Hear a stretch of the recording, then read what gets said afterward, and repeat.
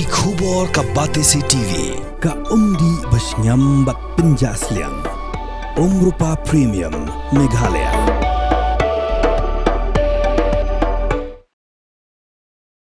Ki Pulit ke East Khasi Hills District la Pynngat hapok ke section Chispa Khandai jong ke BNS pada ki Kyndon jong ke Motor Vehicle Act ke biadai bagi jing Thmu ban Pynïap persya hi Parliament Samla ubla Tynrah naga kali marzi 800 persya ki Arngut ki Samla Pule kentai ke skul ba Nehu hak khat nyo tri unai wing arajar arpustan hak por kumah nyo shiteng janmit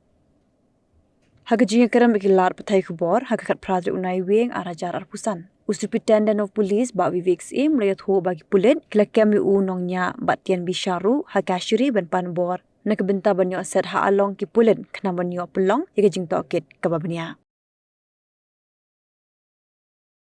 Ketu ka accident ke dia hamba rapor news teng haka gate number 2 jongka school ba Nehu di halor kan Arngut ki student ki badai jongka chemistry department nombakla kila min saujur ban lairam marmaliki sha civil hospital nakta pada kila refer sha ka hospital nazaret ban ki Arngut ki dalam ICU ki danglong haka unconscious state menta di kabidai bau brio bau ba Tynrah ya ka yakit ki Arngut pada ula syakem ban menen hila ula syares ban ila register case lor tani ya ka kali ko perkabru nila yo group asis de yo ungin bersama produce u mentaksi ha ka code ban lesing pan please kasadiru new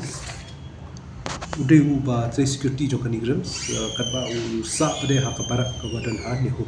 u kuteng u parmen emsangma hadian bingila le ka medical examination jong ni bala syakem ila bagadan ka uladi bagadan ka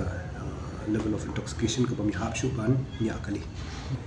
ki ba mensa tiga ka gate jong ni ho bala julat dan ki ta gate hi bala julat waktu kali hi ke jong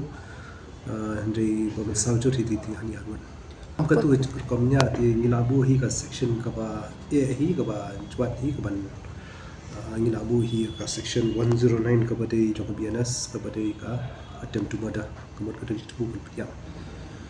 Ba long ka surat bayar ka ba laban i syai bat ka surat ka ba di banchu yat bet kan hartat ka ka cekak bolong ka ba kabala phalang ka light ka badan tu kam ka cekak bedum tu di ngilabu hi ka section hi ka ya ka attempt to murder apart from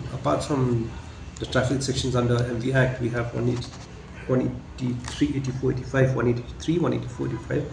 we have also mischief we also have attempt to murder 109 under BNS so this is not a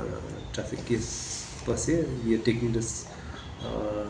this is going to be investigated by the police station. I see number one is prima facie it appears that he has and it is fact that he has consumed alcohol. So that is the prima facie reason, but we will see whether there was any other reason because it is an open space, lighted area, and to drive in such high speed and not to see two pedestrians walking,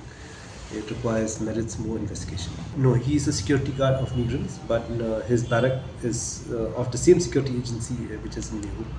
so he stays in the barrack in Nehu.